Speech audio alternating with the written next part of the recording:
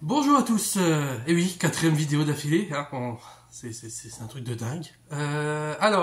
Vidéo un peu tournée avec les moyens du bord.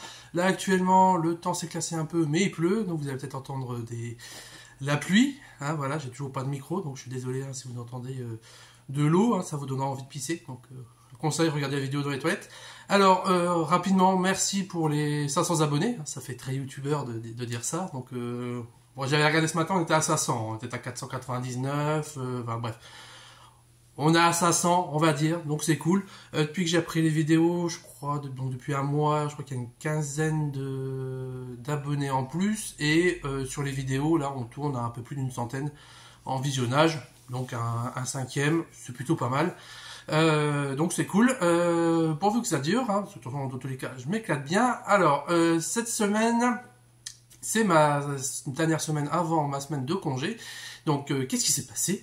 Ben, plein de petites choses. On va reparler un peu passion. Dans son fond, c'est la passion dans le monde de la librairie. On a eu la visite de Philippe, qui est un de nos clients, qui est notre tintinophile, qui à chaque fois qu'une pièce est annoncée ou une rumeur ou autre, c'est le premier à arriver à prévenir Christophe en disant tiens réserve-moi la pièce. Et notamment le reacquéreur de la grande fusée là, Tintin de 1,50 m, donc le numéro 100 qu'on avait reçu, et du coup il voulait absolument celle-ci. Donc Philippe est venu dernièrement avec enfin est revenu parce qu'il était déjà venu avec un ami à lui, donc un fan belge qui passait un peu de temps avec lui sur Dunkerque, avec sa compagne qui venait du Canada. Et du coup, ils ont pris quelques photos avec leurs dernières acquisitions devant la fusée.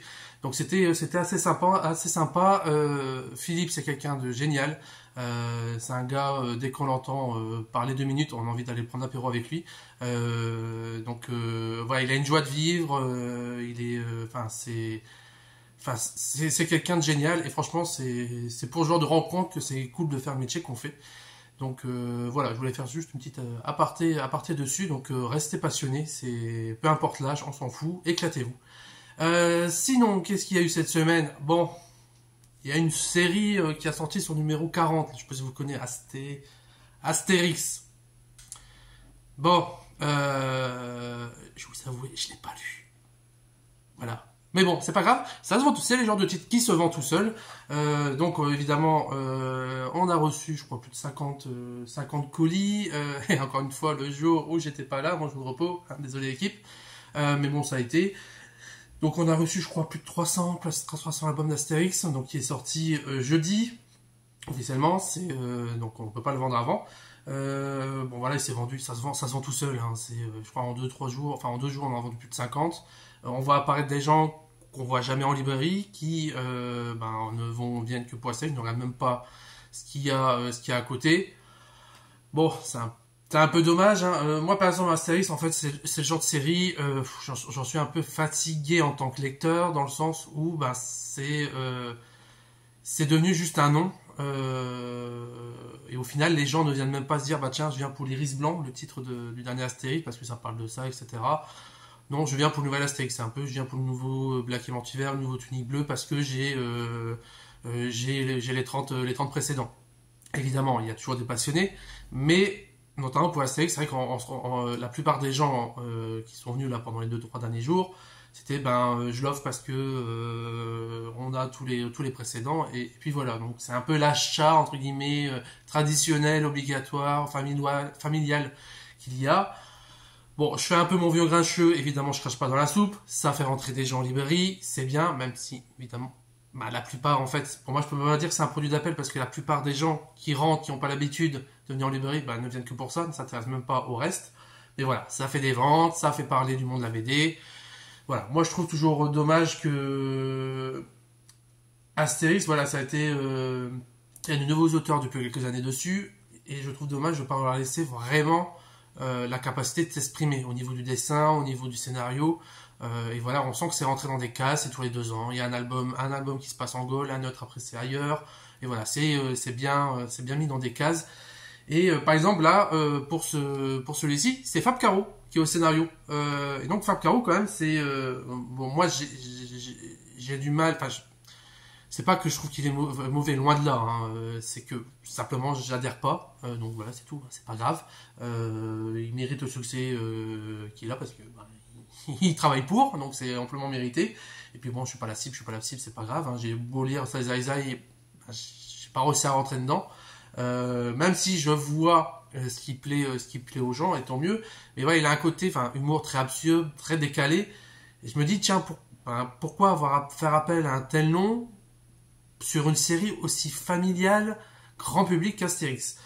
Bon, l'ayant pas lu, je peux pas dire. D'après Christophe qui l'a lu, bon, pour lui, voilà, il y a des bons jeux de mots, etc. Mais il retrouve pas spécialement le côté Caro vraiment que on pourrait s'attendre. Donc bon, après il dit voilà, sur un album qui est classique, qui est pas plus mauvais que, enfin qui est pas mauvais ou meilleur que le précédent, ça reste dans une certaine continuité. Donc voilà, donc tant mieux si les gens trouvent un intérêt à Astérix et prennent plaisir de lecture. Au final, c'est le plus important, même si moi, au libraire, c'est plus trop mon truc. C'est pas grave, c'est pas parce que je suis libraire, encore une fois, que je dis Astérix ça me fatigue, du coup faut arrêter. Non, vous lisez ce que vous allez dire. Si le Astérix vous tente, lisez-le et passez un bon moment, c'est le principal. Voilà, évidemment, donc Astérix c'est le plus gros tirage, hein. Je sais plus combien de 2 millions, je crois, 1 million, 2 millions, je sais plus d'exemplaires qui sont faits en France, donc c'est un truc de dingue. Donc forcément ça va être un tas de ventes. Malheureusement, c'est pas le cas du comics, hein. Là, je passe du coq à l'âne pour parler un peu du franco-belge, donc qui fonctionne quand même complètement bien, le manga aussi. Et j'ai oublié quelque chose, je reviens tout de suite pour parler du comics.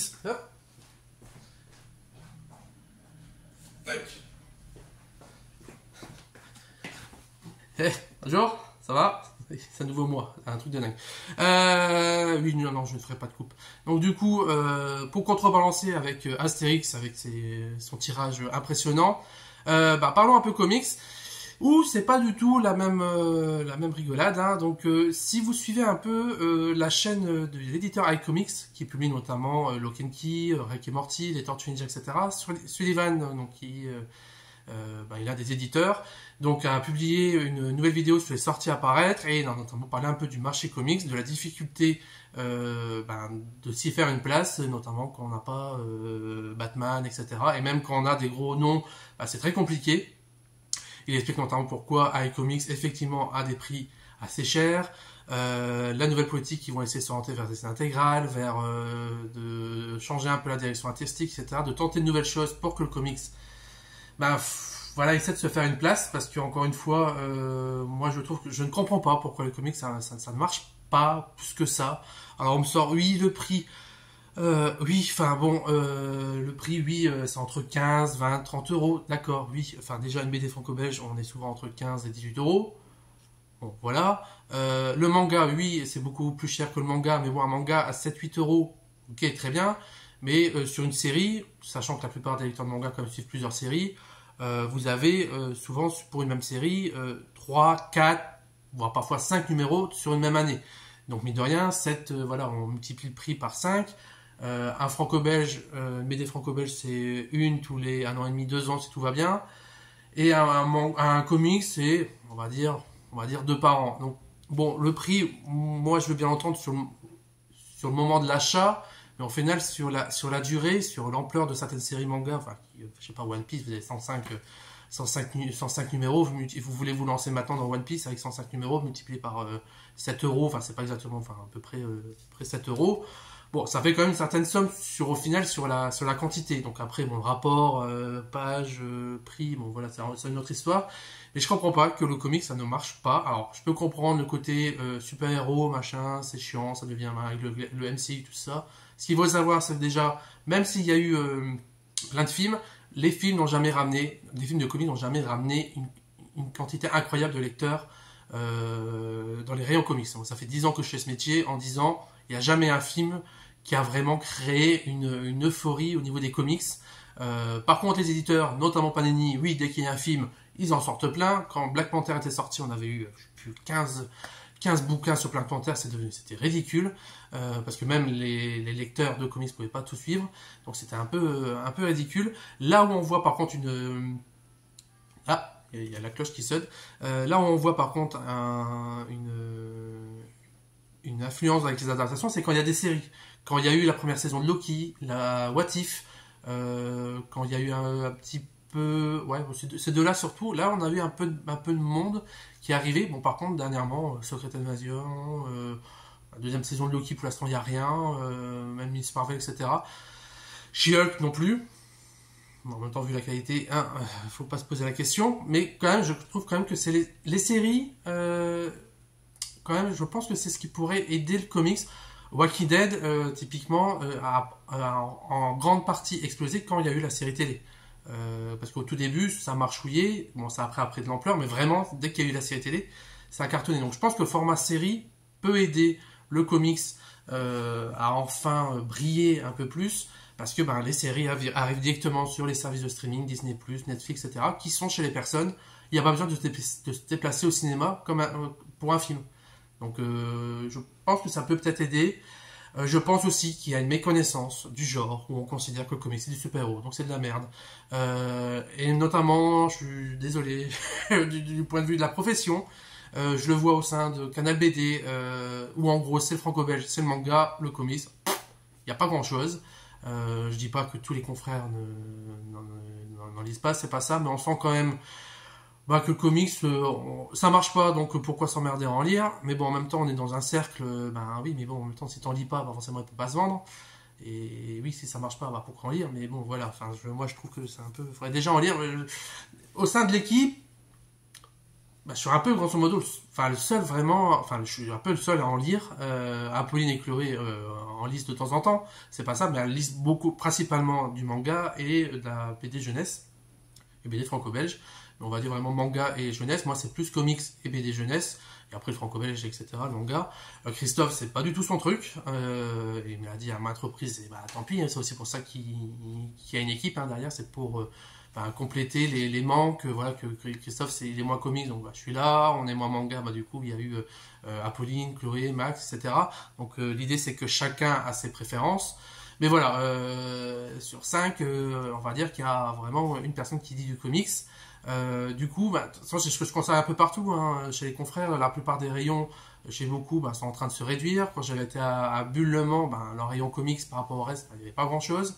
Et moi, je pense aussi, il y a aussi un côté un peu génération, c'est-à-dire que la plupart des gérants de librairies aujourd'hui, de librairies spécialisées BD en général, je parle pas des spécialistes comics, parce qu'évidemment, les gérants spécialistes comics aiment bien le comics. Donc comme Astro City par exemple. Mais voilà, en gros, des BD généralistes, des boutiques de BD généralistes, en gros, profil de Christophe, plutôt de tradition franco-belge. Et les nouveaux arrivants, c'est plutôt des profils comme Apolline, Chloé, Max, des gens qui sont plutôt profil manga. Et c'est très bien, voilà. Mais du coup, le profil comics, on a un peu une espèce un peu rare en fait, je pense, donc j'en connais quelques-uns, mais voilà, c'est pas énorme, et je pense aussi que ça fait partie aussi d'un des problèmes, c'est une méconnaissance du marché comics de la part des lecteurs, mais aussi de la part des professionnels. Donc on a des petites initiatives, notamment Canal BD, il y a un camion qui passe, c'est pas grave, qui vient de sortir un petit guide comics, où en fait on a du coup plein de confrères de Canal BD qui font des petites critiques sur différents types de comics, super-héros, polar, science-fiction, heroic fantasy, aventure, plein de choses, parce qu'en fait le comics, il n'y a pas que le super-héros, il y a plein de choses. Damien d'Astro City m'avait dit une fois par téléphone, il m'a dit les comics, il y a autant de richesse de thématiques que dans le reste, western, etc. Mais en plus, on a le super-héros. Et je suis assez d'accord, même si effectivement, par exemple, en manga, il y a aussi un peu de super-héros avec My Hero Academia, par exemple, One Punch Man, et aussi en franco-belge. Mais j'aimais bien assez cette formule, ça m'avait redonné un peu le moral. Donc voilà, donc ce petit guide est gratuit et disponible dans les librairies Canal BD. Donc si vous en avez une près de chez vous, n'hésitez pas à aller voir ce petit guide. Ça va vous permettre de voir un peu l'offre comics, qui est très très cool. J'ai écrit des chroniques dedans. Si vous voulez, je fais des autographes le dimanche, entre minuit et 1h. Donc voilà, donc ça, je suis content qu'il y ait ce genre d'initiative, qui est pas assez régulière, mais bon, après, encore une fois, voilà, ce genre de guide, il faut prendre le temps de le réaliser, de la mise en page, de faire les critiques, de l'imprimer, etc. Ça coûte un peu d'argent. Donc je peux comprendre évidemment que Canal BD n'investisse pas non plus des tonnes. Mais voilà, moi je comprends pas pourquoi le comics ça ne marche pas assez, surtout que on a quand même pas mal de lecteurs à la boutique de comics.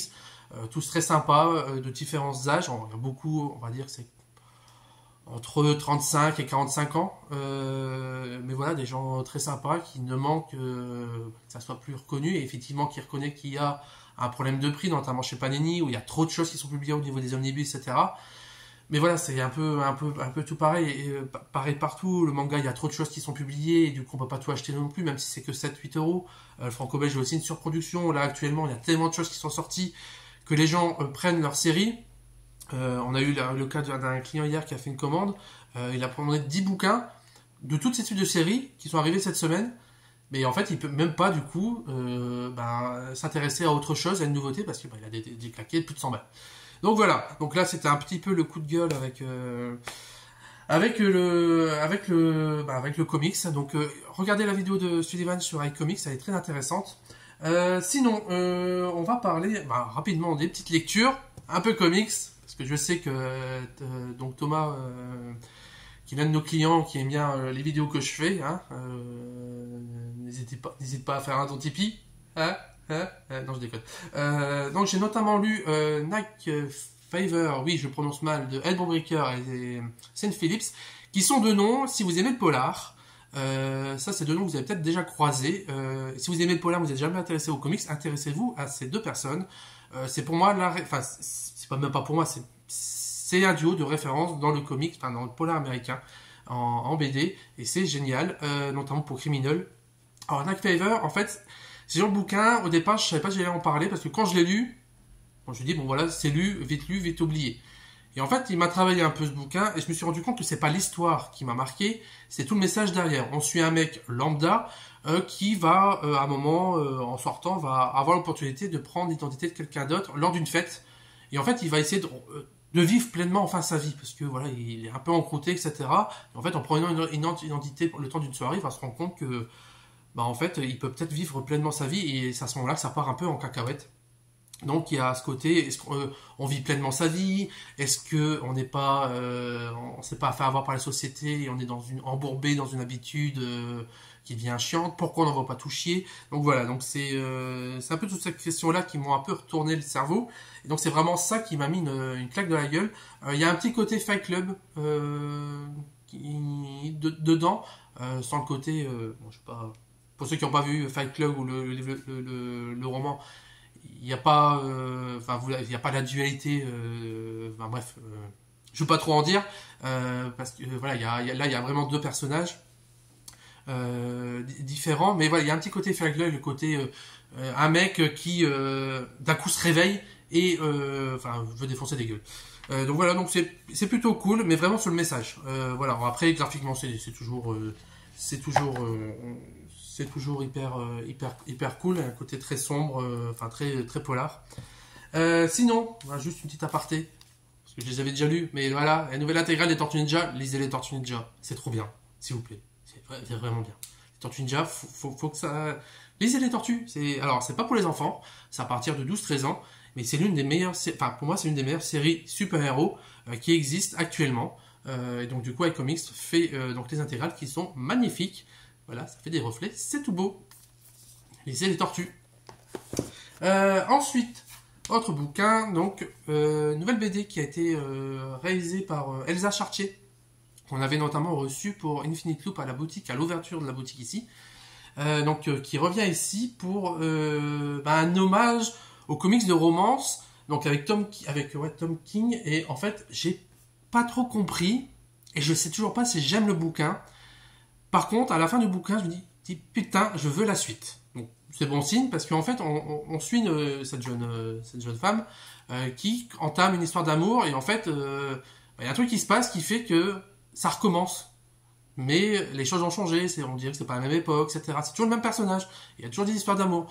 En fait, au bout d'un moment, on se dit, mais je suis en train de relire un truc en boucle, je sais pas, on a l'impression d'être dans Code Quantum, où elle vit plusieurs vies, mais on a quand même l'impression que c'est ses vies à elle, on comprend pas trop. Et au fur et à mesure, il y a des petits éléments qui vont commencer à arriver, ils vont changer un peu le truc, et juste qu'on arrive à la fin, et là, non, c'est fini, il faut le tome 2. Voilà, donc le tome 1 tout seul, on est très frustré, mais je suis très curieux de voir la suite. Donc en soi, c'est plutôt bon signe. Un petit bouquin que j'ai un peu sauvé des retours, enfin je l'avais mis en retour et en fait c'est la vidéo de Sullivan qui m'a donné enfin envie de le lire parce que il y a tellement de choses que malheureusement parfois faut faire de la place et on n'a pas le temps de tout lire. J'ai encore une pile de 20 bouquins chez moi et compliqué de trouver le temps, surtout avec d'autres choses qui sont sorties, mais je vous parlerai après. Ren, donc qui est adapté, je me trompe pas, d'une nouvelle de Joe Hill, donc qui est le fils de Stephen King, mais qui n'est pas que ça. C'est notamment l'auteur de The Cape, de Lock and Key et de plein d'autres récits comics qui sont très cool. Là, en fait, Ren, on suit une jeune femme, celle-ci, qui attend du coup l'arrivée de sa copine avec ses parents. Et en fait, à ce moment-là, il y a une pluie il y a une tempête. Sauf que c'est pas de la pluie, ce sont des pics de je ne sais plus, je sais plus quoi le terme exactement, mais en fait qui tuent des milliers de personnes et la pluie s'aggrave. Et à partir de là, un événement qui se passe qui fait qu'en fait cette jeune femme va essayer de retrouver le père de cette fille parce qu'elle l'estime beaucoup et en fait elle veut absolument le retrouver, mais pour ça il faut aller chez lui, donc elle part du coup avec son sac à dos pour un périple. Dans un monde qui est devenu rapidement post-apo, avec plein d'aiguilles, donc une espèce d'aiguilles qui traversent le ciel et les gens. Et c'est vraiment le côté, encore une fois, survie qui est hyper important. Et c'est plutôt sympa. Graphiquement, j'ai trouvé ça plutôt cool. Par moments un peu, j'étais pas tout à fait adepte du style, mais globalement ça correspond bien à l'ambiance de l'histoire. Voilà, donc c'est plutôt une bonne surprise. Ça n'a pas été une grosse claque, mais voilà, je suis content quand même d'avoir sauvé ce titre du retour. Je me dis, je vais essayer quand même d'en placer 2-3 parce que je pense que les gens on peut facilement y trouver de l'intérêt. Et franchement, c'est une bonne découverte de la part de iComics qui fait quand même plutôt, je trouve, les choses bien et de manière passionnée. Et on est déjà à 21 minutes. On va passer sur les nombreuses sorties là que j'ai pas encore eu le temps de lire. Human Target qui avait l'air cool. Il y a quoi? Il y a le nouveau Swamp Thing qui a l'air hyper cool. Il y a le solo qui a l'air cool. Et je sais plus où les mettre. Bref, il y a plein de choses. On va passer vite fait. Voilà, en ce moment, si j'ai pas trop le temps aussi de lire, c'est parce qu'il y a ça qui est sorti et c'est génial. C'est génial. Si vous avez une PS5, jouez à Spider-Man 2. Si vous n'avez pas de PS5, vous n'avez jamais joué à Spider-Man, jouez déjà à Spider-Man 1 et Miles Morales sur PS4. C'est la digne continuité pour moi et j'ai l'impression qu'ils ont pris le meilleur de Miles Morales et de Spider-Man 1 au niveau de l'ambiance, au niveau du scénar. Je m'efforce de ne pas faire trop rapidement le scénario principal en faisant toutes les quêtes annexes, tout ça, que je trouve plus variées. Un peu plus intéressante, même s'il y a toujours le côté aller voir machin, prendre autant de trucs, combattre un tel, etc. Il y a toujours ce côté-là. Mais moi, il y a notamment des petites missions annexes où on parle un peu de la vie de New York et c'est très très cool. Spider-Man 2, ça a été une claque. Et là, je vois quelqu'un qui est en train de se marrer et ça va être. Maintenant, elle veut faire coucou, elle veut pas venir, elle se fout la gueule. Ouais, c'est Apolline. Voilà, il y a un caméo d'Apolline et elle vient quand même. Voilà. Donc voilà. Elle vient pas. Bonjour Apolline. Ça va? Là. Il y a toujours un caméo, hein. Il y en a un peu la semaine passée, hein. Il y en a là. On a joué à Spider-Man 2. C'est pour faire les traditions. Voilà, la tradition. Ouais. Et on va terminer par un petit truc.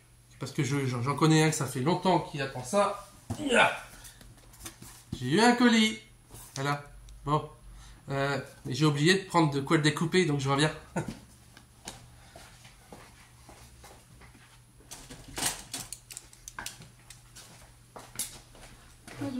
Bonjour Pauline. Sinon on lisait du manga aussi. Tu peux aller dehors. Je vais partir. Tiens. Voilà, faut pas trop l'écouter, Pauline. Elle va vous faire déposer trop votre fric. Il y a des trucs très cool qui sont sortis dernièrement. Mais vas-y, continue ta vidéo. Oui. Alors, le petit colis, ça vient de Maxime, qui est un client, enfin ancien client qui est maintenant au Mans, qui m'a dit tiens, je t'envoie un truc. Alors, je sais une des choses qu'il y a dedans, mais il m'a dit qu'il y avait autre chose. Donc voilà, je dis je vais faire un unboxing hein, comme tous les youtubeurs. Voilà, ça c'était la ASMR. Hein. Hop, hop. Alors, ça fait 3 jours qu'il attend que j'ouvre son colis. Oh, il y a des bulles. Voilà, donc Maxime est un artiste. Voilà, voilà. Je vais le garder, on ne sait jamais, ça vaudra peut-être de l'argent, hein, sachant qu'il travaille à la SNCF, on ne sait jamais, hein, peut-être que un jour sur Vinted ça vaudra. Non. Bon. Et alors, qu'est-ce qu'il y a dedans? Alors, du coup, il y a une figurine Batman, et je suis trop content. Et c'est une ancienne figurine qu'il avait depuis longtemps, et en fait, il est en train de refaire sa déco, il se débarrasse de plein de trucs, qui prend la poussière pour lui. Sauf que du coup, il est en train de faire un truc Ghostbusters, avec plein d'épingles sur un tableau, et en fait, ça va prendre de la poussière aussi. Et du coup, il m'a donné la figurine. T'as vu, j'ai une figurine. Elle est encore sous blister. Tu peux l'ouvrir. Voilà, ASMR, nanana. Non. Et là, qu'est-ce qu'il y a d'autre? Voilà. Alors, Maxime m'a dit ça en ce moment, t'as 35 ans, il est temps que t'aies ça. Une voiture Tortue Ninja. Voilà. Je viens de me juger, je mets tellement fort. Et voilà, donc j'ai sous blister, je sais pas si je dois l'ouvrir ou pas. Bon, ben, il me gâte là. Il y a encore un truc, mon dieu. Qu'est-ce que c'est que ce truc? Moi, je lui ai dit, j'espère qu'il n'y a rien de. Ah ben, un petit t-shirt. Oula. Oula, oh. Alors, c'est les Tortues Ninja. Vous avez vu? Les Krang. Enfin, Krang, je sais plus. Enfin, c'est la méduse. Enfin, c'est. Oh, vous savez ce que c'est hein, dans les Tortues Ninja. Voilà. Méduse. Oui, enfin, c'est le truc, c'est le poulpe, on sait plus. Moi, je sais plus, quand j'étais petit, je l'appelais le chewing-gum. Voilà, au niveau t-shirt. Merci Maxime, tu fais chier en fait. Hein, parce que moi, je sais pas quoi t'offrir. Hein, Tom, tu m'offres ça. Voilà, un t-shirt. Voilà, que mon fils, il va adorer et faire berk. Je me permets, tu fais chier parce que nous, on sait jamais quoi lui offrir. Et approche bientôt Noël, on est dans la merde. Non, mais j'ai fait une liste sur des cadeaux que je voudrais avoir. Et Camille, elle m'a dit, fais une liste de cadeaux. Oui. Et pourquoi tu galères? Oui. Et elle m'a dit, toi tu galères? Bah non, moi ça va, j'ai déjà une dizaine de cadeaux pour elle. Voilà, donc bah, c'était tout pour... merci beaucoup Maxime. Hein, t'es chiant. Voilà. Maxime, heureux propriétaire d'un pack à proton Ghostbusters, hein, qui maintenant est tout content que Hasbro fait le piège d'un fantôme. Et il veut absolument que je l'achète. Non, je résisterai. Donc c'était hyper... Bah, merci Maxime. Voilà, Maxime, voilà, c'est encore une fois, c'est un client qui est devenu un ami. Et j'ai assisté à son mariage. C'est un mec que j'adore. Et je salue aussi Nas. Et du coup, Iris et Violette, leurs enfants. Pas Nas, c'est sa compagne. Et Iris et Violette, c'est ses enfants. Voilà, bref. Qui sont des gens hyper cool. Et ces gamins qui sont tout mignons. Donc voilà, donc c'était tout. Hein. On est bientôt à 30 minutes de vidéo. La semaine prochaine, je suis en congé. Oui, je viens de daber en vidéo. Je vais finir par manger bleu pendant 24 heures, hein, ça va être un truc de dingue. Donc je verrai si je fais une vidéo pas la semaine prochaine. Parce que bon, j'ai plein de lectures, donc pourquoi pas faire une vidéo lecture, on verra bien. Et c'est surtout, je pense peut-être plutôt faire la vidéo peut-être après mes congés. Donc dans une semaine et demie, je pense, parce que dimanche, je m'en vais quelque part pour notamment rencontrer quelqu'un. Dont je suis fan depuis très longtemps, donc normalement c'est tout bon, on verra bien, voilà, parce que j'ai encore un peu du mal à y croire, à me dire que je vais le rencontrer même pendant 10 secondes, mais voilà, je vous en parlerai la semaine prochaine. Donc pour ceux qui suivaient les vidéos, ça a un rapport avec le papa et le petit garçon qui sont venus à la boutique il y a quelques semaines et qui ont parlé un peu de pop culture et de rencontres avec certains acteurs. Voilà, c'est tout pour la vidéo. Je vais vous laisser. Hein. Bisous, j'espère que le son était bon, que ça vous a plu, que ça n'a pas été trop chiant. Et puis voilà. Moi j'ai des cadeaux. Je sais pas si je dois l'ouvrir. J'en ai plein, je sais pas quoi faire. On m'a dit, tu pourrais donner à ton petit garçon? Non, c'est pareil, j'ai tous les gros ordres Power Rangers. Il aura les vieux, à la limite que j'étais petit, mais les gros que j'ai maintenant, non. Non, voilà, il y a ceux pour de papa, il y aura ceux d'Eliott. Voilà. Hein. Me jugez pas, s'il vous plaît. Apolline, si elle me juge déjà très fort. Mais... Allez, au revoir. Oui, Apolline. Je comprends l'intention, mais... Bon, un jour il piquera peut-être les jouets, mais... Voilà, donc si vous n'avez pas trop entendu, elle comprend l'attention, mais il va me piquer mes jouets un jour. Mais me laisserai pas faire. Voilà, au revoir.